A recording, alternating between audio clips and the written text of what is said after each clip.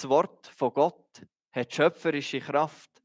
Da, wo es gelobt wird, kann Neues entstehen. Da kommt Licht in die Dunkelheit.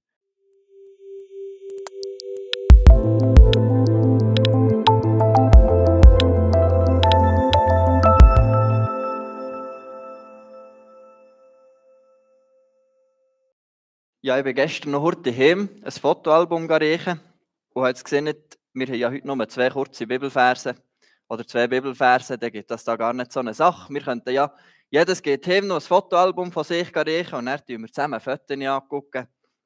Das wäre doch etwas.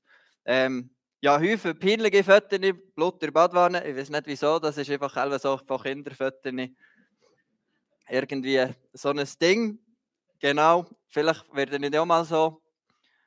Dann vor Taufe, Fotos, doch spannend irgendwo. Und dann, wenn man ein bisschen grösser wird, am Berg Fotos, strenger Winter. Dann zuerst mal gerade ausbeiseln, natürlich auch wichtig, dass man das fotografisch festgehalten hat. Zuerst mal rasieren, natürlich auch sehr wichtig, dass man das fotografisch festgehalten hat. Mich würde natürlich auch interessieren, was in diesem Fotoalbum ist, weil das kenne ich ja so ein bisschen. Aber ich habe mich jetzt gerade nicht dafür gehabt, das zu nehmen. Ich habe gesehen, ich gucke meins noch an, bloß durch die verschiedenen Fotos, die da drin sind. Noch spannend. Die Jüngeren kennen das vielleicht gar nicht mehr so Fotoalbum. Ich weiß zu wenig, ob das noch so für die jüngere Generation etwas ist. Aber gleich sehr spannend. So. Dann irgendwo am Gützeln, Mehl überall, am Skifahren. Aber wir wollen doch gleich noch einem Predigttext widmen. Und wir kommen zum Schluss vom Johannesevangelium, eigentlich zu den letzten 2 Versen. Aber die natürlich aufmerksam sind, wissen, dass da noch ein ganzes Kapitel kommt. Und wieso dass das so ist, wieso dass da eigentlich jetzt nach dem Schluss, wo Sandra uns vorgelesen hat, nochmal ein ganzes Kapitel kommt, werden wir dann am 7. Dezember zusammen angucken, was da genau Sinn und Zweck ist, dass quasi das Johannesevangelium 2-mal aufhört. Ja, vielleicht ist ein bisschen die Frage, was hätte so ein Fotoalbum auf die Bibel gemeinsam? Was könnten denn irgendwie so Parallelen sein? Und ja, mir ist so in den Sinn gekommen, im Fotoalbum, also jetzt das ist von meiner frühen Kindheit, da habe ich nicht so viele Erinnerungen dran. Aber ein Fotoalbum enthält doch schöne Momente, irgendwelche Erlebnisse, spezielle Tage, zum Beispiel eine Hochzeit oder eben irgendwie Taufe, Konf, was auch ging. Oder wie Sandra und Benny haben gesehen, vielleicht ein Erlebnis, das weniger schön ist, wo der Silas hat den Arm gebrochen, kommt irgendwie kommen Verbindungen hoch, obwohl eben nicht unbedingt von dem gebrochenen Arm oder von dem Spital ein Foto ist. Und die ausgewählten Bilder erzählen uns eine Geschichte. Sie zeigen uns, was wichtig war. Sie zeigen uns, was in Erinnerung bleiben soll. Und so ist es doch auch mit dem Johannesevangelium. Der Johannes war ja ein Jünger von Jesus und hat sehr viel gesehen und erlebt mit Jesus zusammen. Er sieht in unserem Text, auch viele andere Zeichen hat nun zwar Jesus vor den Jüngern getan, die nicht in diesem Buch geschrieben sind. Und er fügt dazu, diese aber sind geschrieben, damit ihr glaubt, dass Jesus der Christus ist, der Sohn Gottes, und damit ihr durch den Glauben Leben habt in seinem Namen. Der Johannes will also nicht alles erzählen, was er erlebt hat mit Jesus, wo er mit ihm unterwegs war, sondern er will das Entscheidende erzählen. Er schreibt, um Glauben zu wecken in uns und Leben zu schenken. Und das ist der Kerngedanke von seinem Evangelium. Er hat eine gezielte Auswahl getroffen. Ich könnte mir vorstellen, dass der Johannes, ja, weiss ich, wie viel Geschichte hätte erzählen, was der Jesus gemacht hat. Von Begegnungen, die sie mit Leuten gemacht haben, die sie irgendwie sonst etwas erlebt haben, wo er ihnen als Jünger einfach erzählt hat. Aber er hat ganz bewusst nur wenige ausgewählt. Und zwar 7 Wunder von Jesus nennt er. Zeichen, die zeigen, wie das der Jesus wirklich ist. So ein Zeichen weist eigentlich immer über sich raus. Es geht nicht um das Wunder alleine, sondern um das, was es eben offenbart, was es zeigt. Wenn Jesus Wasser in Wein verwandelt, wenn er den Blind sehend macht oder dem Lazarus sagt, komm raus, dann passiert mehr als nur gerade das Ereignis, das Spezielle. Es zeigt, dass in Jesus Gottes Macht und Liebe sichtbar werden.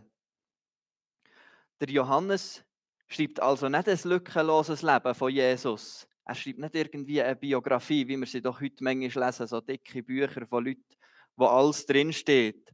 Sondern es ist ein geistliches Zeugnis. Er will, dass Menschen erkennen, Jesus ist der Christus, der Sohn Gottes. Wie bei einem Fotoalbum, das wir hier haben. Nicht alle Bilder sind da vom ganzen Leben von mir, von den ersten Jahren. Aber die Auswahl reicht, um zu sehen und zu verstehen, wer denn der Mensch ist. Es reicht, für so ein bisschen einen Einblick zu bekommen, wie ich in den ersten Jahren jetzt in diesem Album gelebt habe, wo ich aufgewachsen bin und was vielleicht wichtig war. Vielleicht mehr meine Eltern, werden jetzt gerade speziell mir in dem Sinn, weil in den ersten Jahren habe ich halt nicht so viel dazu sagen, was auf diesen Fotos wette und was nicht. Aber es reicht, um zu erkennen, das Nötigste und so ein bisschen eine Essenz daraus raus. Und Johannes hat auch das Nötigste gewählt, damit wir Jesus erkennen und glauben können. Der Glaube steht im Mittelpunkt. Das Ziel von dem Evangelium ist nicht einfach Information. Und ich glaube, es ist auch nicht das Ziel der ganzen Bibel, einfach Information. Dass wir wissen, wie das war zu der Zeit von Jesus. Es geht nicht nur darum, dass wir herausfinden, ja, wie ist denn das genau gewesen? Was haben sie für Kleider angehabt? Was haben sie zum Beispiel gegessen? Oder was haben sie so gemacht in ihrem Alltag?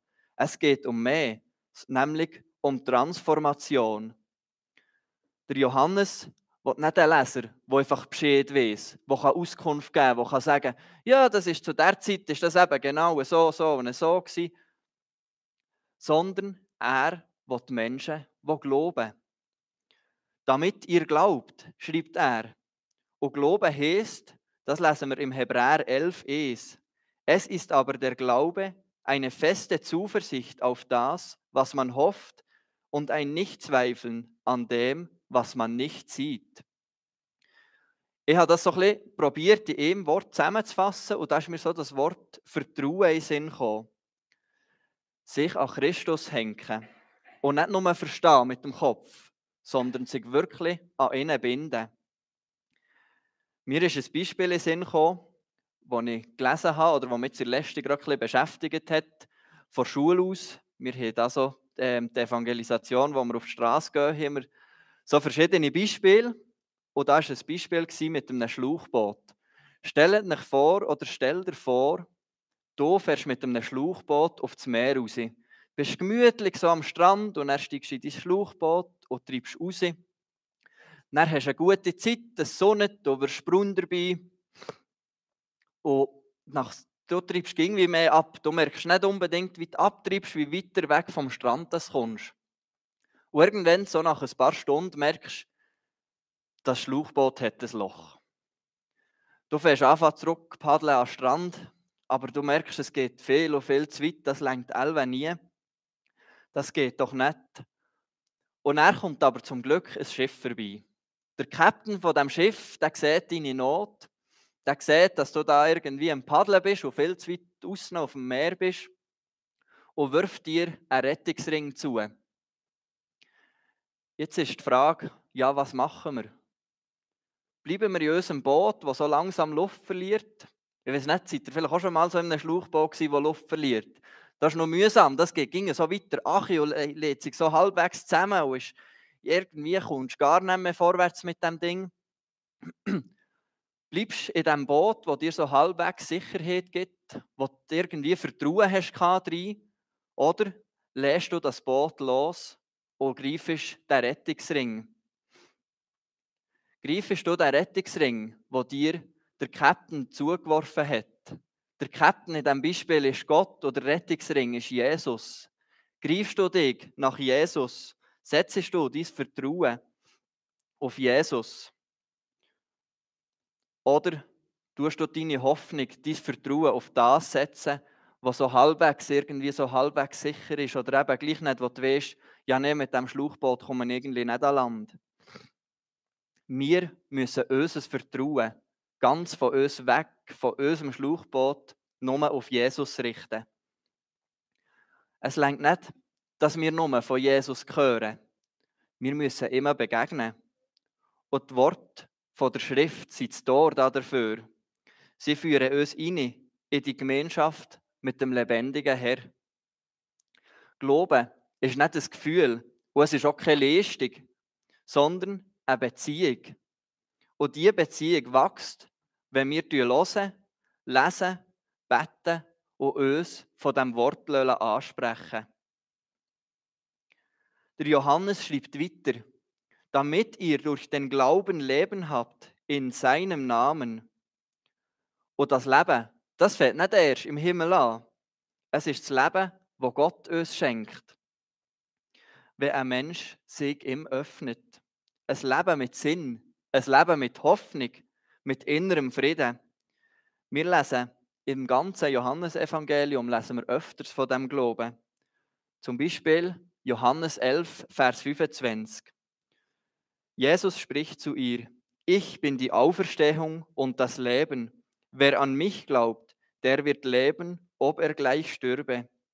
Die Wort sieht Jesus zur Maria beim Grab vom Lazarus, kurz bevor er ihn auferweckt. Das Johannesevangelium will also nicht nur Glauben wecken, sondern auch Leben schenken. Das Wort von Gott hat schöpferische Kraft. Da, wo es gelobt wird, kann Neues entstehen. Da kommt Licht in die Dunkelheit, Mut in die Angst und Freude in die Trauer hinein.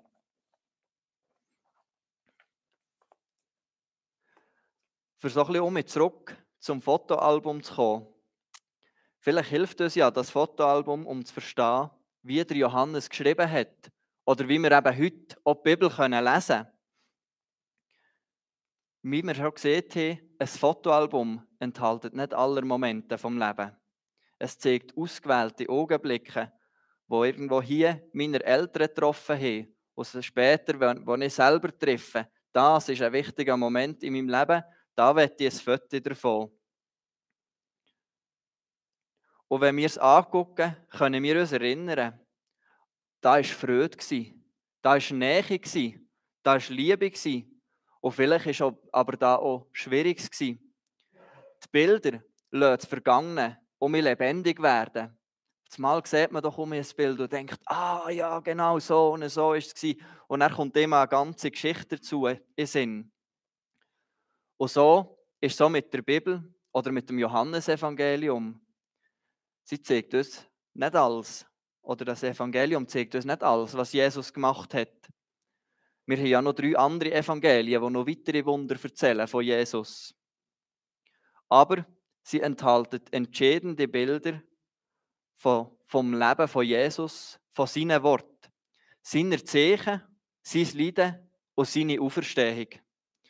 Diese Auswahl reicht, für das wir erkennen können, wer er ist.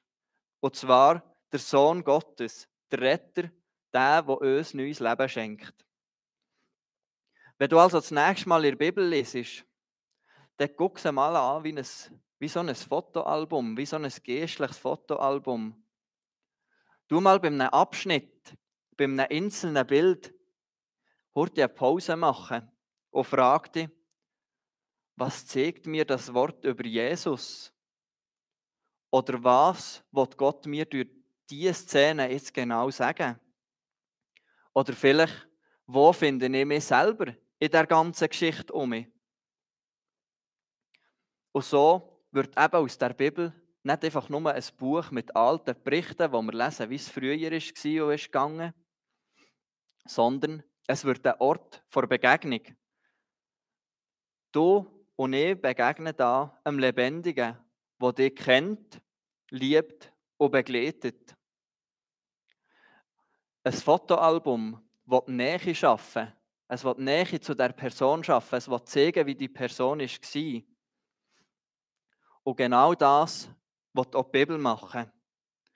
Sie lädt dich ein, Jesus nicht nur kennenzulernen, sondern ihm auch wirklich zu vertrauen. Vielleicht lesest du manchmal und denkst, da fehlt doch etwas. Was war denn genau bei dieser Geschichte? Was hätte Jesus vielleicht noch mehr gesehen? Das kann doch nicht alles sein, was da passiert ist. Manchmal gibt es wirklich, denke ich, ja, so in der Bibel lese ich und dann denke ich so, da wüsste ich jetzt schon noch gerne ein bisschen mehr, wo irgendwo so ein bisschen, was ist hinterdurch passiert oder was haben sie noch gemacht. Aber der Johannes sieht uns, das, was geschrieben ist, es reicht. Es reicht, um zu glauben und es reicht, um Leben zu haben in Jesu Namen. Darum nimm dir die Zeit für das Fotoalbum vom Glauben. Tu drin blättern, lass die Worte auf dich wirken, weil zwischen den Zielen begegnet dir der sieht, ich bin die Auferstehung und das Leben. Wer an mich glaubt, der wird leben, ob er gleich stürbe. Aus Johannes 11, Vers 25. Ja, der Johannes will uns zeigen, was der Zweck der Schrift ist, was der Zweck von seinem Evangelium ist.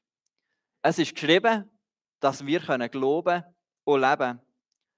Nicht alles ist erzählt, aber das Entscheidende, das Wichtige ist gesehen. Jesus ist der Christus, der Sohn Gottes. Wer an ihn glaubt, hat das Leben heute und in Ewigkeit. Da ist mir noch der Vers in den Sinn gekommen, Johannes 3,16. Denn also hat Gott die Welt geliebt, dass er seinen eingeborenen Sohn gab, auf dass alle, die an ihn glauben, nicht verloren werden, sondern das ewige Leben haben. Drum lasst uns das Wort nicht nur lesen, sondern drin leben. Amen.